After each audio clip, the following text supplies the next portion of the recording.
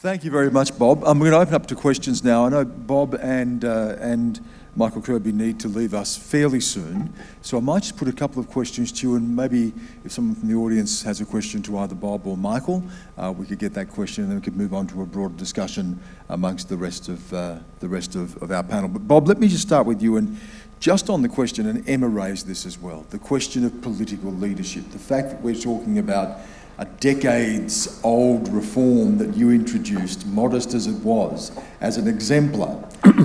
What does that tell us about the will, the political will to actually use political capital for this type of reform? I think it tells a story about lack of confidence. I wouldn't have done it in my first term. I had a small majority, and I didn't feel I could have led and shaped opinion. In 1999, the people of New South Wales honoured me with a big victory. And that shifted my psychology. Within months, I was involved in this drug summit, and I was going to the public with an interesting reform. I'm not saying I wouldn't call it brave, but it was somewhat bold in the context of the time. Was something I felt I was up to. I remember a 7:30 interview with your colleague, former colleague Kerry O'Brien, where I had the opportunity of leading people through the arguments. No, it's not a heroin trial. It's not what it is. This is an experiment. We can reverse it if it doesn't work. Yes, I had been against it, but people presented strong arguments. I think we can save lives. And I don't think I felt at any other time, when I was talking in the electronic media and carrying listeners with me, because I'd been through the argument, I'd been on the other side of the argument, circumstances had changed my view.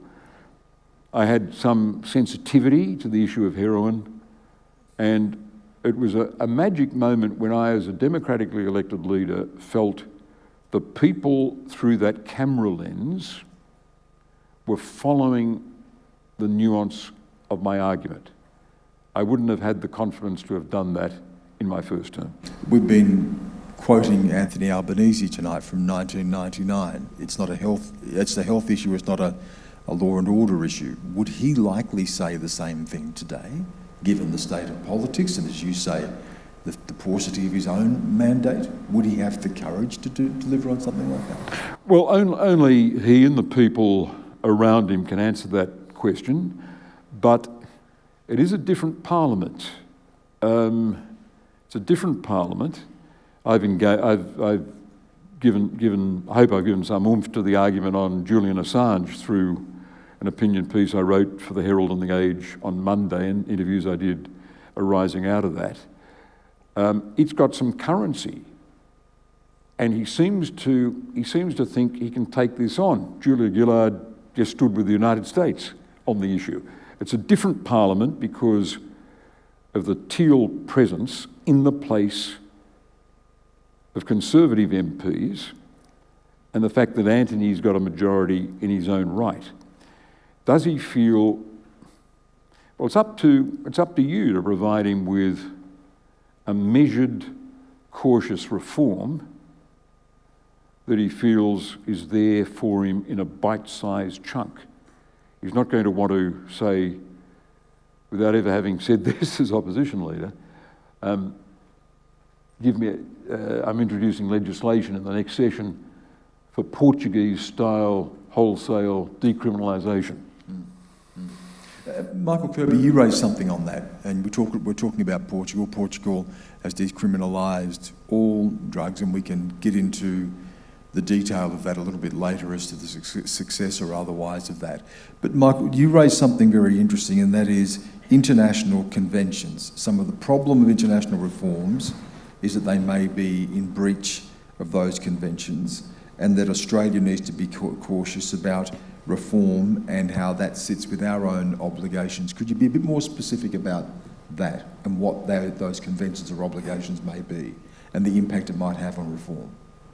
Well, if we see what happened in New South Wales when Bob Carr won a huge majority, what we achieved was one injecting drug room. And I think all of us have to face the fact that if such an eloquent, intelligent, able Premier cannot take it beyond that, and that we haven't taken it really very far beyond that in the years since, until very lately, then we have a systemic problem here. And I think we have to face up to it, and how our institutions of democracy can be adapted to deliver more. And I don't think I said that the international law would be fatal to the achievement of reform, but that we've got to keep our eye on it and be aware of it, and perhaps we've got to have the smarts that deal with it in particular ways.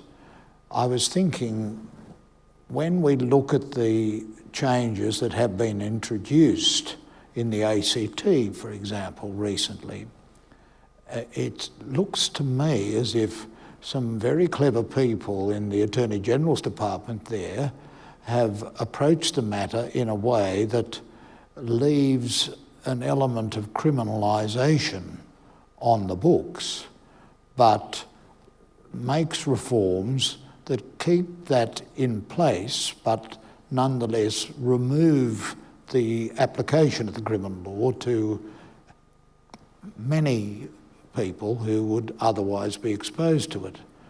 And therefore it requires cleverness and legal cleverness, because of one thing I think we can be sure, and that is that the United States of America, in the meetings of the International Narcotics Board, will be pressing for the application, in the case of Australia, of the international conventions. Obviously Portugal has made changes, other European places have made changes, even Georgia in the former Soviet Union have made changes, and Canada has made changes, but we've got to do it in a clever way, and that is the challenge. Does anyone, before we let Bob and Michael go, does anyone have a question for either of them they can respond to directly? Yes, ma'am, and then I'll come over here. For drug users, what can we do to make our politicians do what they need to do to have the courage to make these reforms? I haven't had that answer yet. Is that a bit clearer? Clearly there is not just the issue of drugs, there are the issues of crime that emanates from drug addiction. So your argument would be that addicted to heroin and offered a legal supply, you would not have had to have committed those crimes to have got the drug you're addicted to? Absolutely 100%. But would that be the sort of reform, do you think, any political leader in Australia would be willing to enact? Well, how do you, what law would you, what legal framework, Alex, would you, or Emma, would you structure to accommodate that argument? Well, can I first start by thanking you for having the courage to speak up. And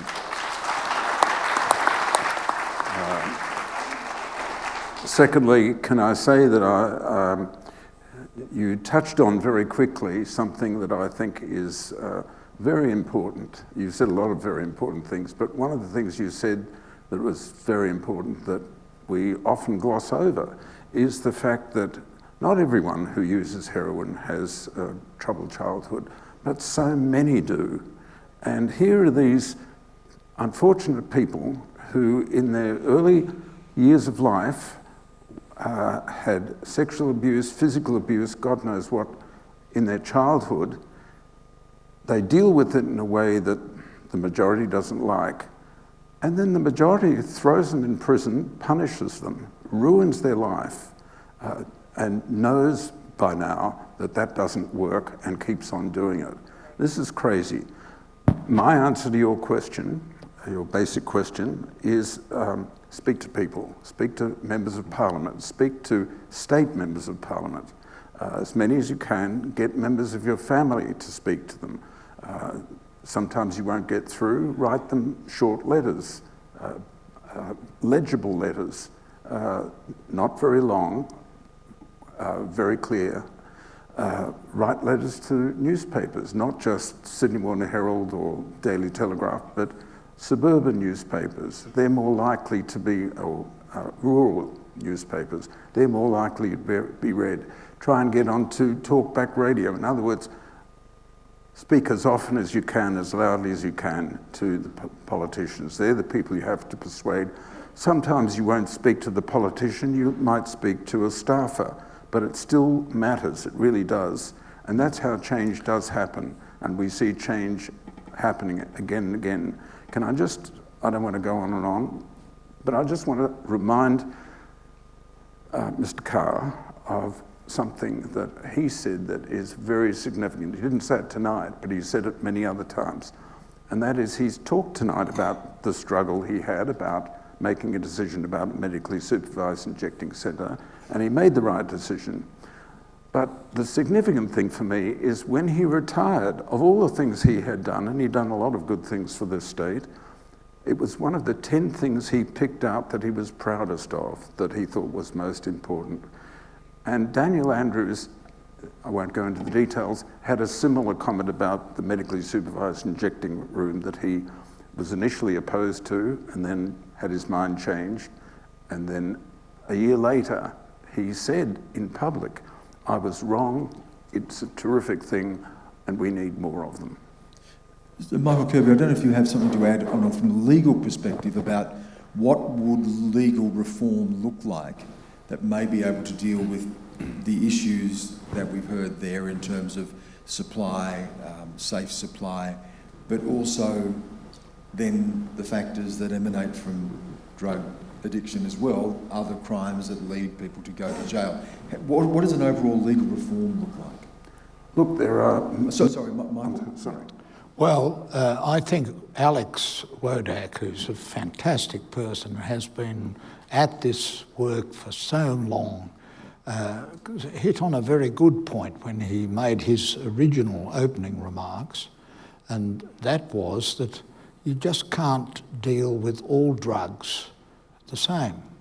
And you've got to face the fact that there are some drugs which you wouldn't want to supply in free quantities to anybody who asks for them, whatever their age, whatever their circumstances. And so it's a complex matter.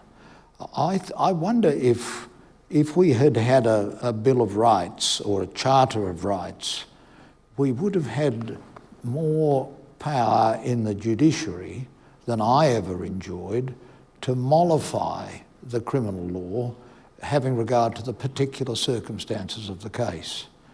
And so there are a number of strategies that need to be taken. A meeting like this is not the place to pick up with all the detail and the variable detail of particular drugs and particular circumstances and time and so on. I think it just has to be done in a formal institutional way. But at least by coming together tonight and learning about the challenge that politicians face in dealing with this, even a relatively confined dealing with it, not for the whole state, but for a particular city and a particular part of a city.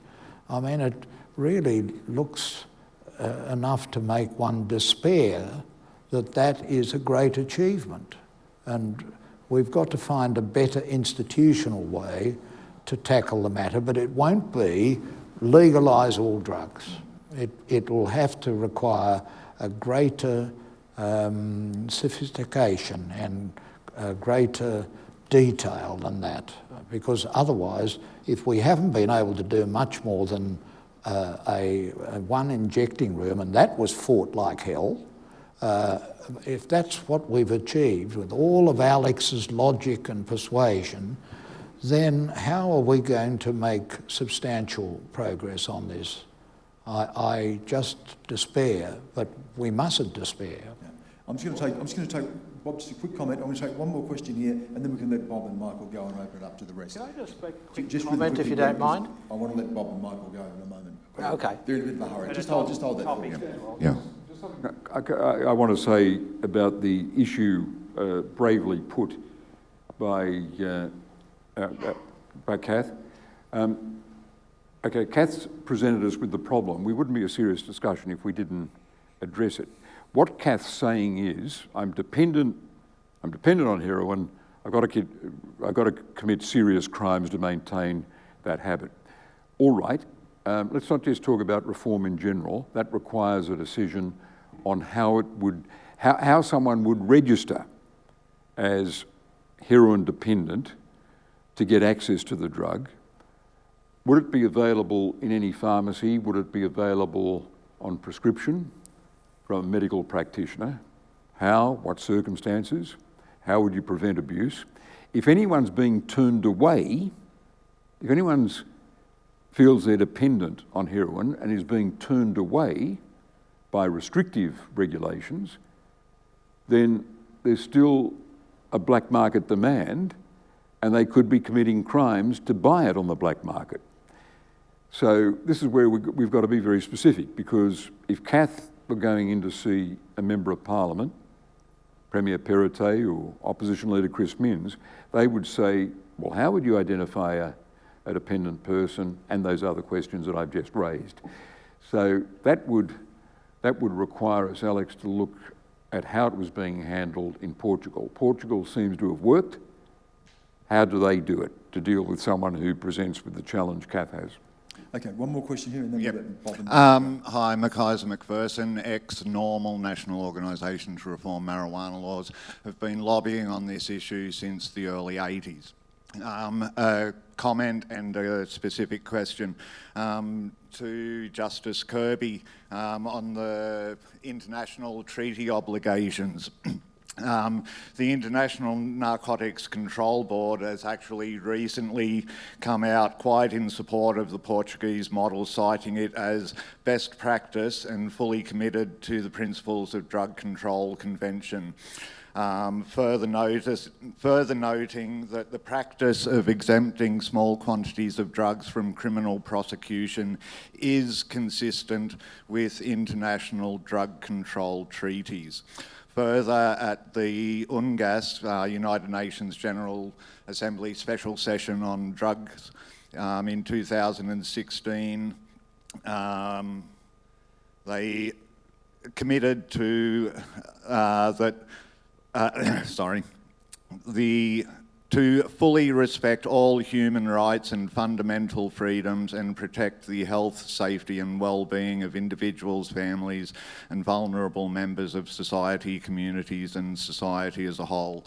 So clearly we have got support burgeoning in the international communities. So I just thought I'd note that for your...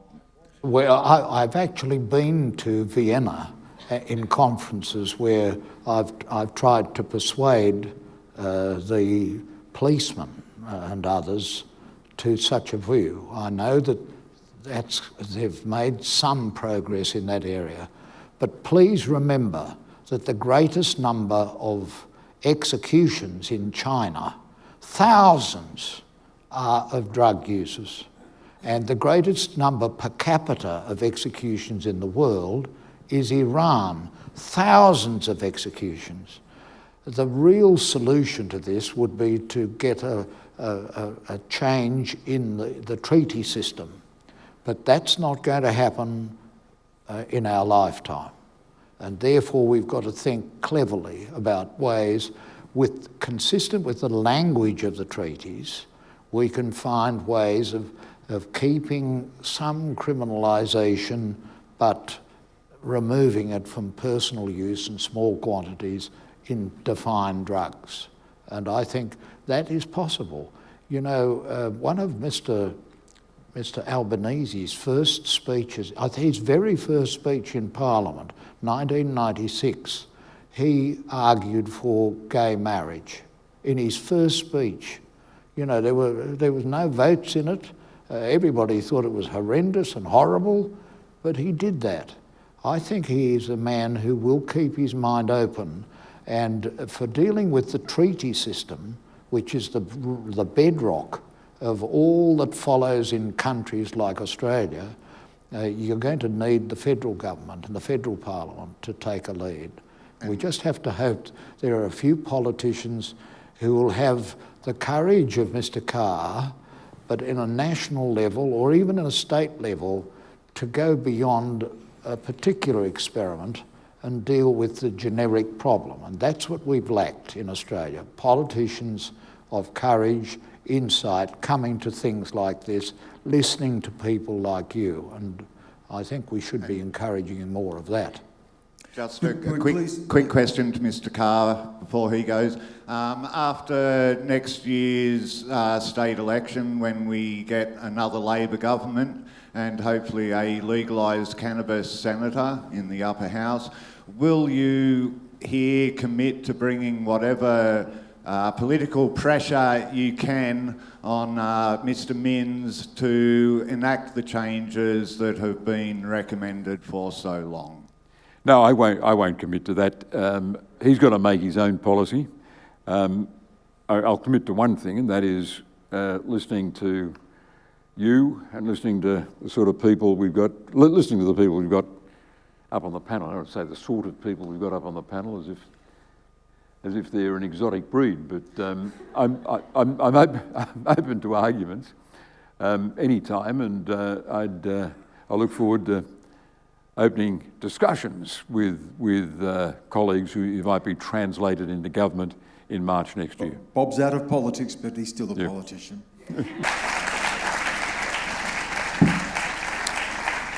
We haven't had a chance to hear tonight from Annie Madden, who wasn't going to give a speech. But Annie, we've heard personal stories tonight, and Greg, and we heard from Kath as well about her experience. And I know that your own attitude to this and position on this has been influenced by a personal experience. Can you tell us a little bit about how that has helped to shape your views?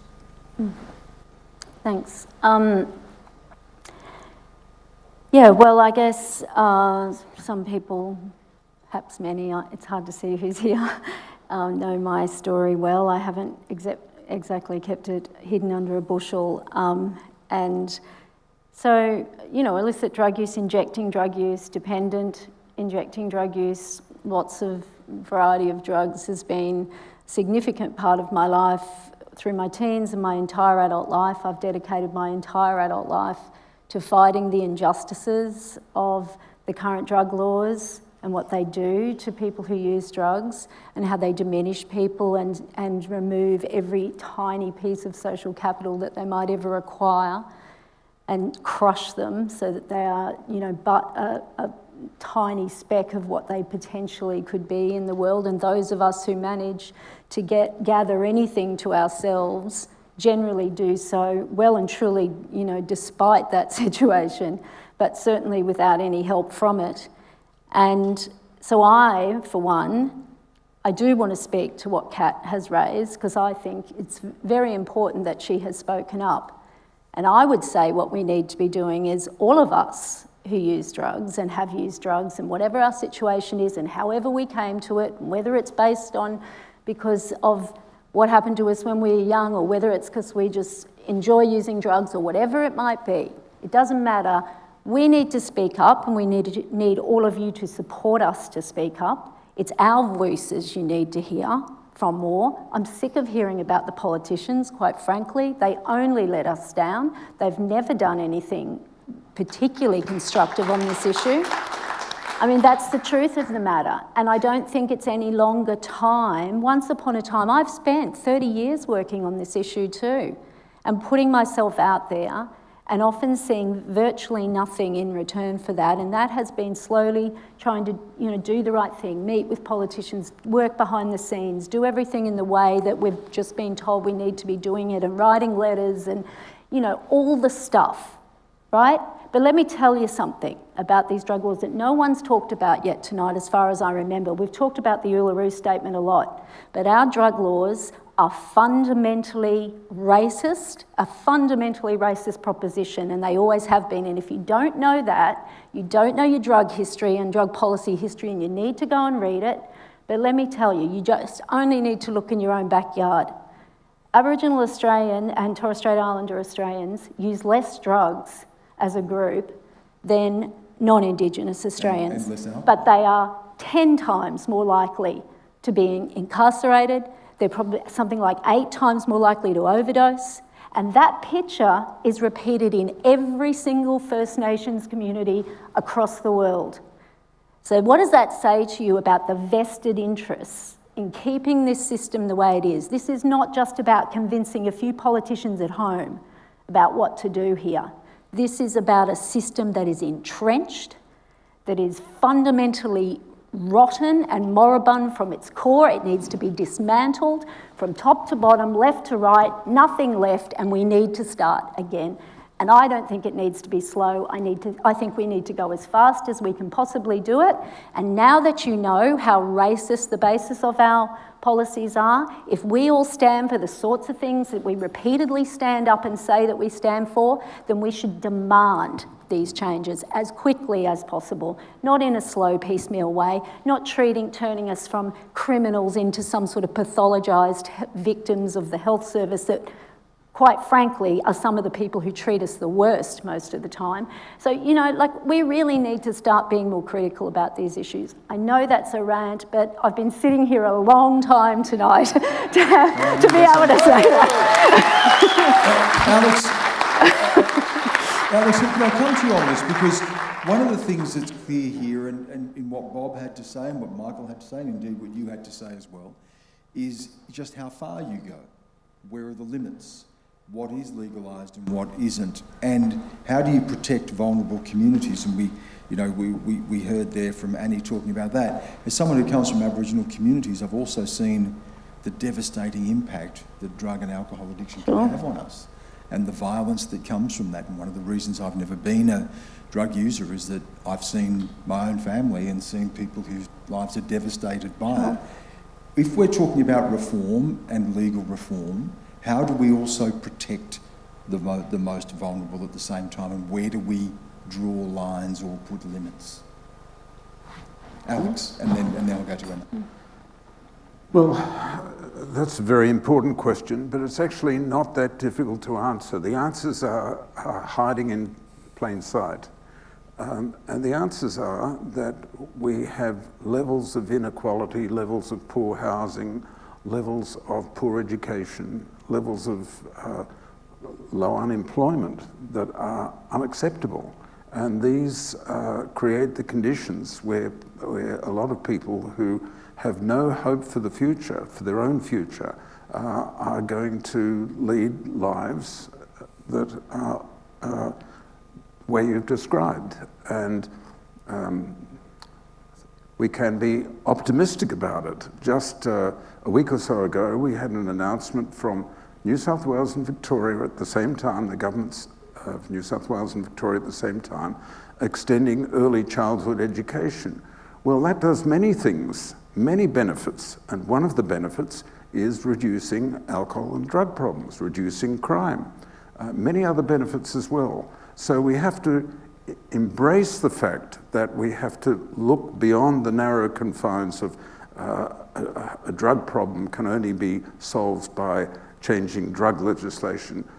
That's not true. We can also have very meaningful benefit, and we have to have less inequality. We're trapped in this mindset where things we don't like have to be boxed in, prohibited, banned. We're doing that with vaping now. And it's the prohibitionist mindset has metastasized, that's when a cancer spreads, has metastasized to tobacco, for goodness sake. So this is the change we have to make, the fundamental change we have to make, is change the focus from drug use to drug harm. It's drug harm we have to prevent. One way of doing that is reducing drug use. But keep the focus on drug harm, and we will work our way through this quite quickly, and we will get better results. What happened in Portugal, which is wrongly misunderstood quite often as simply reducing the penalties or scrapping the penalties on personal possession. It was that, but it was also much more help, much better help for people struggling with serious drug problems. You have to do both. So yes, drug law reform is important. Yes, improving drug treatment is important, but also it's about social support. And those sorts of things that Matt Noffs, who's here tonight, is doing in stressed areas in Australia, providing ways of getting kids who are struggling a bit back into mainstream Australia. So, important question, and I think the answers really aren't all that difficult. And Emma, immediately you open this issue up to public discussion and debate, and obviously it touches on so many questions. There are moral questions, there are fear questions, and it's not going to be hard to find people who say, I was beaten up by someone who was on drugs. I was the victim of crime because of someone who was on drugs. How do you counter that, and counter the claim as well that if you legalise or decriminalise, then more people are going to use and increase the risk to other people as well? Well, it's just not true. If you legalise or criminalise, more people aren't going to use drugs. That's what the evidence shows. That fear response, though, is one that we do deal with when we're having conversations with members of the public or politicians, and it's it's not actually based in the reality of the situation. It's based in like normal human reactions about when you talk about death or jail or those kind of things. So what we always try and do when we're talking to people about this issue is we just talk about their values. Like, what kind of society do you want to live in? Do you want to live in one where we have healthy communities where people are connected and have the social supports that they need to live their best lives? And if you want those kind of communities, what are the laws that we need in order to make that happen? What are the investments in social infrastructure that we need to make that happen? And when you come at it from that kind of a framework, then it is you can bring people with you. Just like Bob Carr, had his road to Damascus at the Drug Summit by hearing people's stories and hearing about their struggles, I imagine, as well as the evidence. People really identify with that, and it isn't that hard. And the reality is that there might be some people that perhaps have had a bad experience, whether it's been from somebody who is using drugs or some other bad experience. I mean, these things happen in life, and people understand that.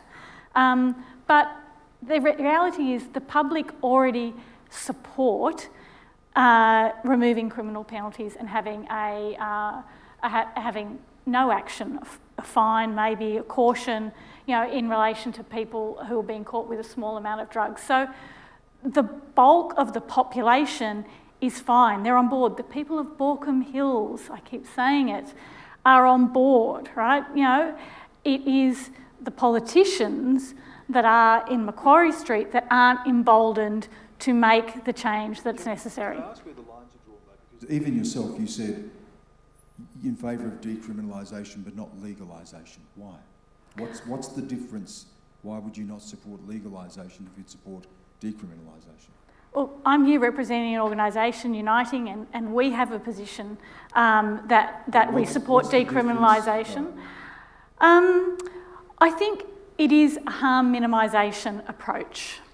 So, and I'm not saying there aren't flaws in the argument, but the decriminalisation system that we have, that we favour, is one where where it applies to all drugs, it applies to all circumstances, and you have, you might have a range of consequences kind of based on what's going on, but that starts with no action, right? So, and that you don't have strikes, and a number of times you allow people, who to have pretty much nothing happen if they're caught with a small amount of illegal drugs for personal use. And look, I recognise that doesn't deal with the issues about how do people, support, a heroin habit. How do you regulate? Why are you avoiding the need to tax? It could be all those kind of issues. I get that it's not a perfect solution, but in terms of our position, we feel this is the way that you can minimise the harm the most. For people who are using drugs, that are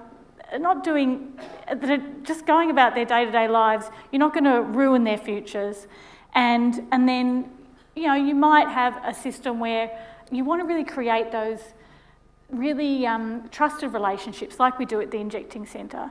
So after people inject at the Injecting Centre and they go through the stages, they have a conversation with one of the workers at the Injecting Centre, and they talk about where are you at with your life, do you need any help with social supports, what's your housing situation like, are you interested in treatment? And over time, those trusted health relationships, those social welfare relationships, mean that when a person is ready, they know where to go, they have that trusted relationship. And so we need to have a system that can, for those small proportion of people who use drugs that have a drug dependency, can begin to develop a good relationship with health workers, with social workers, so that they know where to go, they have a trusted relationship with someone. And so that when they're ready, they'll reach out and they'll get treatment. And for everyone else that isn't suffering with addiction, really, it's none of our business. Yes. Problem is that we all know, probably most of you sitting here know, that the vast majority of people who use drugs, the vast majority of illicit drug use is non-problematic. It doesn't result in major harms to anyone. And so, all this hysteria and fear-mongering and moralising is about a very small number of people, really, in the scheme of things, that we all agree there are other ways to deal with that situation, and we all agree there are all these intersections with other issues around poverty and other marginalities that are exacerbating it's all often of just that. reduced to one thing, isn't it? That's right. And we debate. get in the weeds about all of this, and we never go anywhere. Greg, you want to make a comment, and then I'll come back to the audience for some questions. You wanted to make a comment before? I got a few comments to make, to be perfectly frank, Stan, and thank you for calling on me. Look, I got to start with Kat or Pat. I didn't quite hear it, but look, thank you so much for speaking up. And that is the problem. You asked what we do, and Alex made some suggestions there. There are activist things, but look, join an organisation. Change only comes when people band together and form an organisation. It's how it's happened in America. It's how drugs were decriminalised in Oregon from an advocacy activist organisation. So, you're here tonight, you're getting involved, that's the start. As far as the solution to your problem was legally supplied heroin, and that is a legally regulated market. That's legalisation. You go to a doctor, you get your heroin, you don't go and rob banks, you don't go and start dealing, you don't get dragged into the criminal justice system. That is the solution that, again, Drug Policy Australia is calling for. And Emma, I totally respect the position there. Decriminalisation has some massive benefits of not criminalising people for basically pursuing, exploration of their own mind. Greg, in a real world situation, though, what politician, Anthony Albanese or Dominic Perrottet or Daniel Andrews, whoever it may be, is going to say, we're going to allow people to get heroin from the state from... It's happening in Switzerland, it's I know happening that, but across the in world. Australia right now, do you see that political Oh, reality? absolutely. Look, Australia is a backwater and an outlier in drug policies. We were a world leader when Alex took the lead and revolutionised drug policies in Australia, but we've fallen back. Who to blame, does it matter? John Howard, mid-90s, with his tough on drugs. We were on the verge in the mid-90s of having a heroin trial of legally prescribed heroin, and Alex was involved in that. It fell after John Howard scuttled that plan. There are things we can do. When will Australia finally wake up? It will wake up when when people like us convince the politicians that this old policy, law and order bullshit that they've been peddling us, that we're going to look after your kids by banning drugs, by sending them to jail, by putting them through the law courts, ends. That's when it will change, when we get together and speak up. And for God's sake, 7 million people have used drugs. 6% of the Australian population has used drugs, broken the law. But we're all intimidated and hiding behind this, oh no, we don't do it. But we've got to stand up like Annie here, an absolute example of somebody that's a doctorate of things, pursued a life, and just says, hey, so what? I use drugs, I like drugs. We've got to make that stand, we've got to band together. And look, just last thing about... But we've heard tonight, though, and I do want to get to... We have heard tonight, though, Annie, and you would speak to this, is that it may be a lifestyle choice for some, but for others, of course, it emerges from devastating circumstances. And Kath talked about her own trauma, and having to deal with that childhood trauma, which you were very honest about speaking about. I know from my own community that people are living in devastating circumstances, and drug use is an escape. It's not a choice to enjoy something, it's often an escape from horrendous situations people find themselves in. So when we talk about drug use, it's... But Stan, that's the very wrong assumption is, you asked the same question before, how do we protect the vulnerable people? Yes. Now the answer that we've come up is, we'd lock them up, we criminalise them, we demean them. That's how society tries to deal with people that have problematic drug use. Now you're asking the wrong question. How do we help everybody with harm reduction, as Emma was saying, bring them into treatment, don't treat them as less than human. People that use drugs are good, normal people. Not all people, as Annie said, that use drugs end up with problems. It's about the same problem with alcohol, cannabis, and other drugs. So just to get back to, if I may, what we're talking about, legal regulation of drugs is the ultimate solution. The prohibition, as I think Michael said, was impacted in about the mid-70s by the United States upon the world through the United States. At the zenith of its power, it forced the whole world into unanimity on this drug policy. So are there other ways? Is there a better way? Yes, of course there is. Where you don't criminalise people, you have a legally regulated supply chain. Now, as foreign, as difficult as that says, and it does depend on the drug that we're talking about. Heroin, very tight controls, but still, someone going to the doctor, getting a prescribed heroin, which was done in America prior to the prohibition coming in, mind you, is the extreme. It's a very dangerous, high-profile drug. You've got cannabis, other end of the scale, legally regulated drugs. You've got middle drugs like ecstasy that are not particularly addictive, not particularly harmful if taken in the right dose. So you have a legally prescribed thing. Maybe you go to the doctor and get a prescription, your heart's okay, go up, you've got an anniversary with your wife, you get a couple of ecstasy pills and you have wonderful sex and a wonderful time, and that's the way adults should live. But that is a regulated drug market that we need to look at. I just want to hear from Annie, and again, Annie, on that question of when you legalise, you've talked about this, there are other things. There are other things in terms of poverty mitigation, support for most vulnerable, support for a lot of other things that would come with this reform, isn't it? Yeah, that's right. And I think, I think we need to sort of open it up to have more conversations about this. This is what I was getting at before about, us being more critical, being more thoughtful about these issues, not just accepting what you're told or sold on these issues, what's in the media relentlessly at us, but actually making it your business to be informed on this, and and if it comes up at like family things and whatever, actually don't go, oh God, I don't think I'll go there because I'll just, it'll just cause an argument or whatever. Let me tell you, I know, but it's like we've got to have those conversations, because on other issues of social reform, if no one ever opened their mouths and we never had those discussions, hearing from families, hearing from people who have direct living experience of these issues, then nothing would have changed on those other issues as well. So it's about informing yourself, not just buying the fear campaigns and the moralism, because actually this isn't that scary behind it all, but it is made out to be a very scary thing, and that, you know, there'll be, you know, we'll go into some kind of collective, you know, state of degradation or something as soon as we legalise things. It's just not going to happen. This lady's been waiting very patiently for quite a long time, and then I'll come across here straight after that. Yes, thank you. Thank you. My frustrations have been brought down a little bit since I heard Annie speak, and I was getting very worked up. I must say thank you to Greg for what you said tonight was wonderful, and to Emma too, and all the speakers. But my frustration is with Mr. Carr, and he's gone now, so that's lucky. But I lost a son nearly 30 years ago now to a heroin overdose, and you know, I think I went along with the laws until that time, and when an incident a fortnight before he died woke me up to, you know, why is this drug so dangerous? Why is it prohibited? And I did a lot of research, and I was horrified at why we prohibited drugs. It wasn't that a lot of people sat down and worked out which were the most harmful drugs and we should prohibit them, but rather it was racially based. Most of it was racially based and pressure from the US.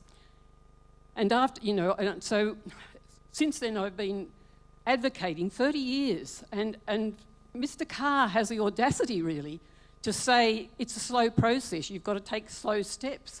I mean, how many more lots of 30 years do we have to go? And all the research has been done. There's so much research, there's so much evidence in other countries of what works. And I think the thing that hit me strongly when my family experienced this was it's our response to the people who use drugs. You know, because Prohibition has told us that people that use drugs are bad, they're criminals, and therefore their families are, you know, it hasn't helped families to help their children. But so it's our response to them which causes their response back to us. And if we treat them as criminals, they're not going to respond very well. So, I mean, it's, you know, the injecting centre is very good at responding to people well, and there is no violence very rarely is there violence in the injecting centre. And there's been some research done on that recently, which I can't recall.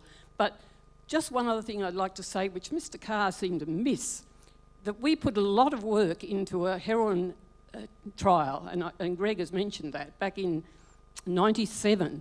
And actually John Howard did agree to it to start with. And this was just heroin prescription to, I think it was 40 people in the ACT who were severely addicted to heroin and had failed all other treatments. And Mr. Howard did agree to that to start with. I'm pretty sure on that, Alex, aren't I? But it was the influence of the press, and about a fortnight later that laid it to rest. What a pity.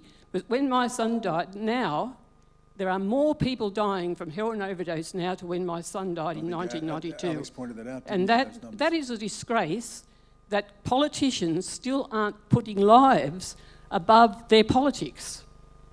So I might get a response to you, Alex, just on that question. Because again, you've also raised questions about the pace of change and the limits to change. So how do you respond to that about that things are not moving quickly enough?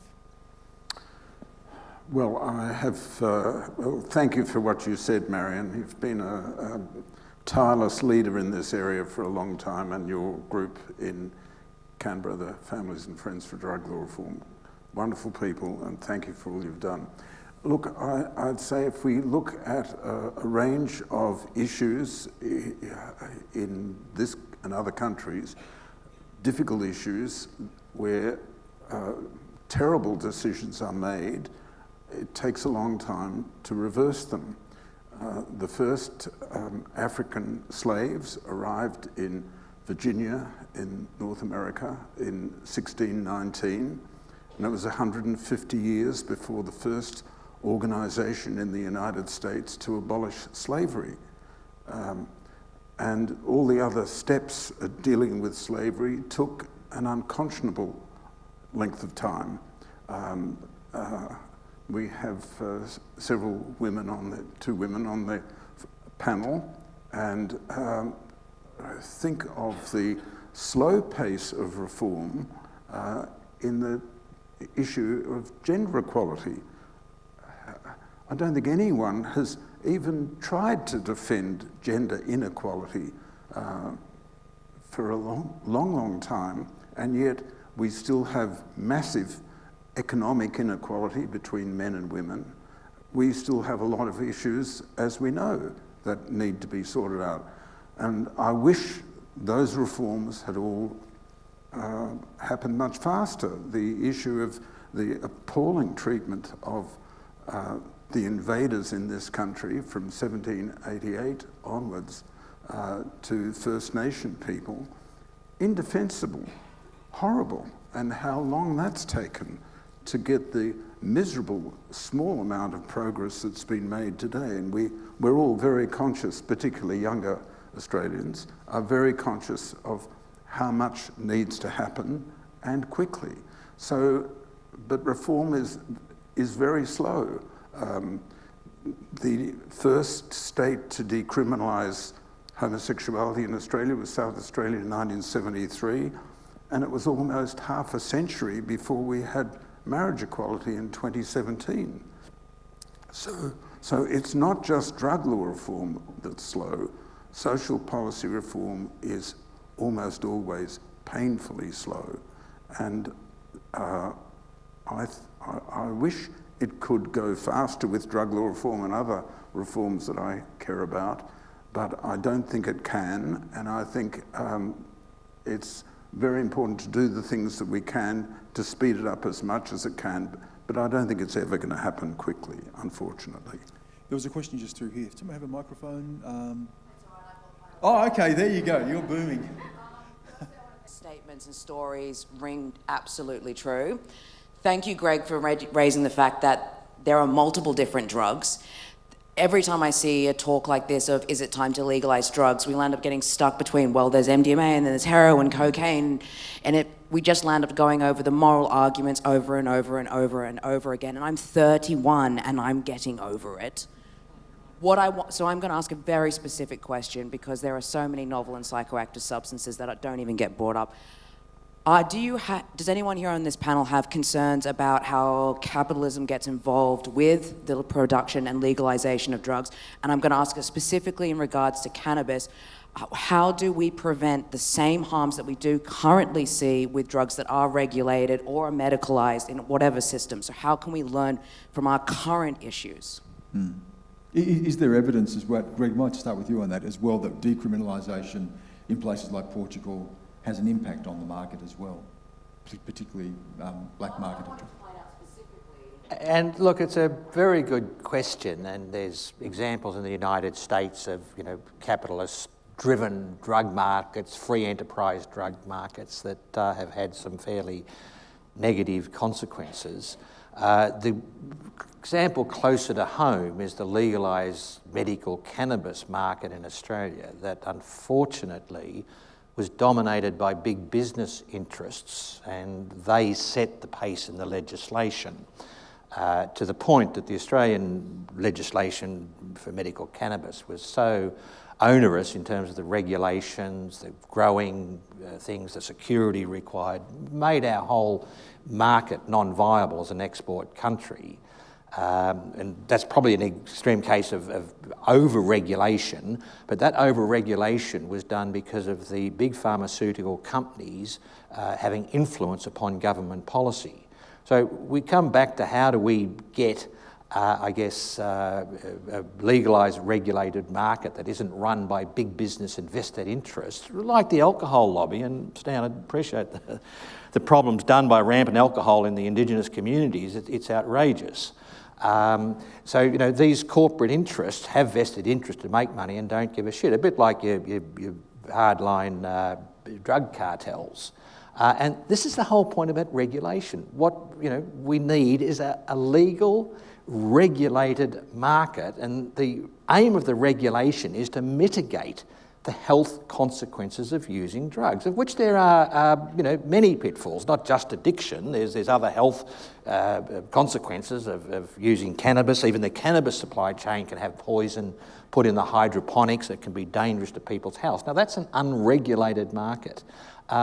Look, this is where Drug Policy Australia, and I'm not just trying to spruik the charity here, but I really see in the next 10 years, legal regulation will happen. And Alex, the time frame is debatable, but we do both agree that reform is inevitable. It's inevitable because it's happening in the US, the home of the prohibition. In a state like Oregon, they've decriminalised all drugs. It's going to happen because in Europe and certainly even in Canada, there's now legal regulation of heroin and other experiments. Greg, Alex, you wanted to add something to that. Does that answer your question, though, the specific question about if there was decriminalisation or legalisation, that the big companies wouldn't just come in and see an opportunity and grab it? I want to start seeing people attempting to write the policies down so we can start actually looking over the nitty-gritty details. Well, that is what one of our purposes is, and I won't make this short, but over the next 10 years, as this legislation does come in, we need to dot the I's. And think about the tobacco industry. It was once dominated by big business,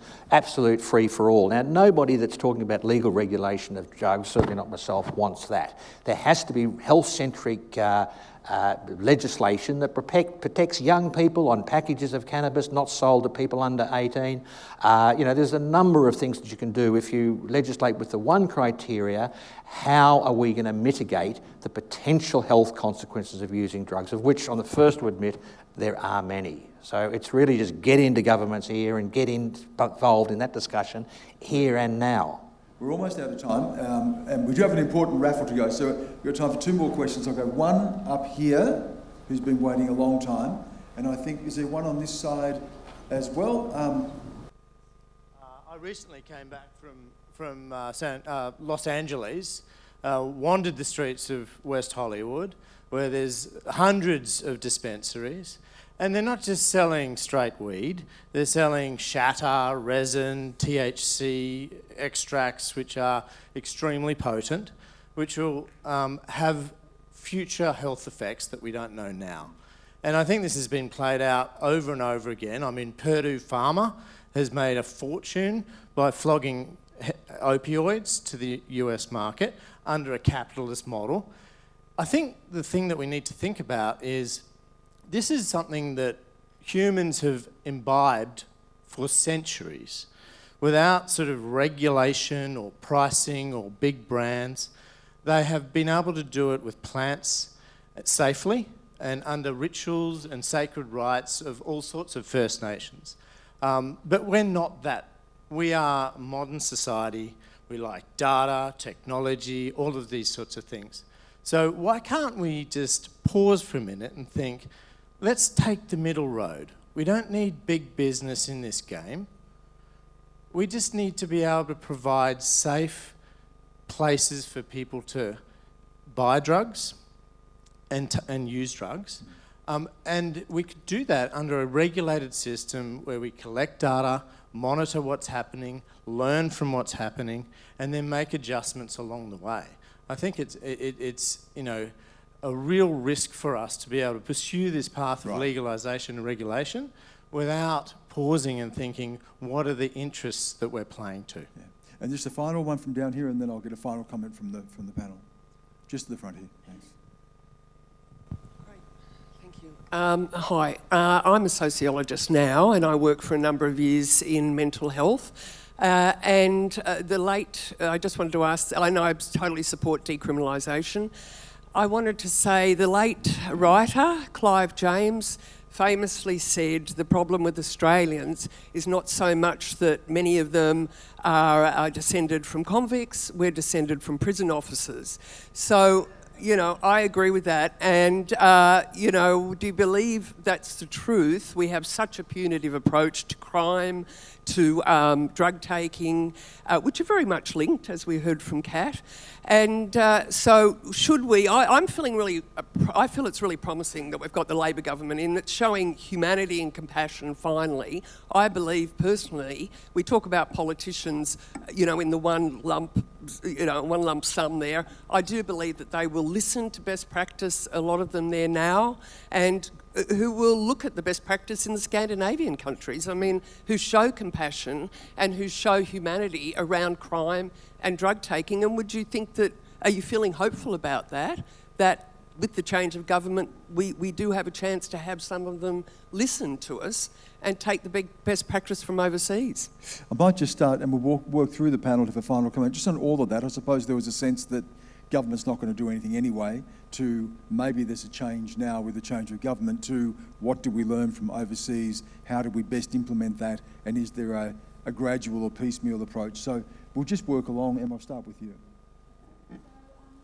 Look, I do think there is something, not just in the election of a new government, which fills us with hope nationally, but also in the way that they're going to, I hope, approach government. We've already seen early signs that they have great ambition, and whether or not it's ambition right now in this space, just that idea of being a government about ideas and about change and about tackling the big issues and problems, I think that in and of itself could be transformative in terms of this debate.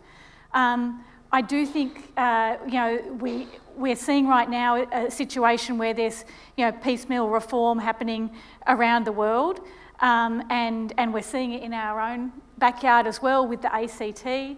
I think that will really help being so close to home and being able to kind of point to Canberra instead of Portugal, which is just very remote for a lot of people. And so I think having a local example of a decrim system that's actually working will also be really helpful in terms of the local debate. And so I've only been campaigning on this issue for 3 years, and I take my hat off to Annie, and I take Alex and Kat. I know you've been doing great work in relation to prison reform and other things for many years. Marion, of course, as well. I know it's hard to keep up the hope, but we keep chipping away. And we keep taking the issue to the politicians. We bring our stories, we bring our values, we bring the evidence. And so, we talk in Uniting about decrim in 5 years. Maybe that makes us, too hopeful. But I want to believe that we can be that good as a country and a state. Alex. Well, if you look around the world, you do see that countries are now starting to change their policy. And if we look at the issue of marriage inequality, in the year 2000, no countries had marriage equality in the world, 0. Netherlands was the first in 2001, and by now, 20 years later, about 30 countries have marriage equality. And you'll see that every year, a couple more countries now join the club. And we're seeing the same sort of thing with drug law reform. Portugal was the first country in the world that had that reform that we've heard about a few times already, of scrapping penalties for personal possession. It's taken a long time for another country. Norway was quite interested, and then in the last minute drew back. But Oregon was clearly inspired by Portugal. They studied what Portugal had done very closely, and Portugal has been a huge success. So it's slowly coming closer and closer. Thailand has just legalized cannabis, recreational cannabis. And Thailand's really interesting because what happened in Thailand about 8 or 10 years ago, the daughter of the then king, she's now the sister of the king, had studied law in the United States, come back to Thailand, and heard that Thailand had the highest incarceration rate for women in the world, which it does have. She asked why that was the case and was told that it was because of Thailand's drug laws. She started studying drug laws. She set up a foundation to change Thailand's drug laws. A member of the royal family. And she quickly recruited the top judges, top lawyers, top barristers. I went to some meetings in Bangkok that they organised, and now Thailand has regulated cannabis. So that has been a top-down approach, but different models will work in different places. And what the common thread is us talking to our family, our friends, our neighbours, our workmates, talking about these issues, making our voices heard, pointing out that what is happening now is nuts. It doesn't work. Everybody knows it doesn't work. We have an obligation to make change. That does start a process. And I'm hopeful that the process in Australia, which has been very slow for a long time, will start speeding up. Annie? Yes, well, despite my aged state and my ranting, I am still, I'm right here for this. And the main reason I'm right here for this change is that as long as my community is fighting for their lives under these oppressive systems, I'll be right there fighting with them. So I refuse to be conquered by this. We will get there. But, Emma's raised the ACT. I think it's a really, really good example of why we should be optimistic. I have my reservations still about the decriminalisation model that's being proposed in the ACT. I worry that we're not sufficiently breaking the nexus between the criminal justice system and people who use drugs and what all of that brings. But time will tell on that. But the ACT is not only doing that, and one of the other things that I'm definitely involved in my role at Harm Reduction Australia now is that in 3 weeks we're about to open Australia's first fixed site pill testing service in the ACT. So the doors will open in the ACT in 3 weeks' time. Watch this space. It's a collaboration with all the local services there. Everyone's involved and on board. It's not just a HRA thing, but we're certainly part of leading that. And Pill Testing Australia, of course. And it's really momentous. And it's a really, really important thing. And it'll be for all drugs and all comers. And it's linked up with local services. And that's a really important step forward. So stay the course. Don't let them bastards grind you down. You almost stole a line there from Greg's father. No, I did. I did it on purpose. Greg, just a final word from you.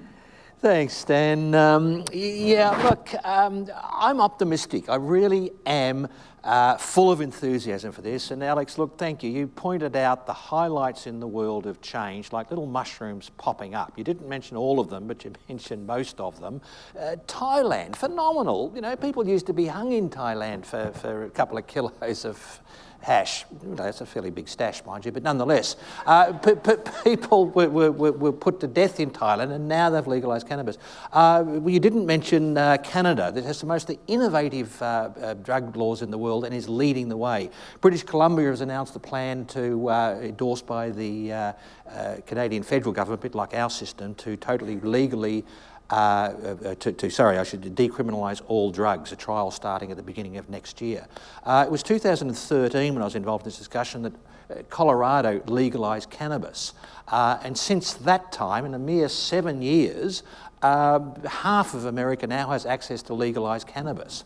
Africa, through a constitutional change, Mexico is legalising cannabis. Cannabis is the first, of a number of different drugs and changing legal status, if you like, to have a cascading effect. So look, it's bloody happening. We've got to get together, as Annie said, and band together, as Alex was saying, and stand up and be heard. And look, I can tell you, join in an organisation like Drug Policy Australia or Harm Reduction Australia. Do what you can, but feel proud that you are of the opinion that these drug laws that we've lived with are an obscenity, a moral obliteration upon the world.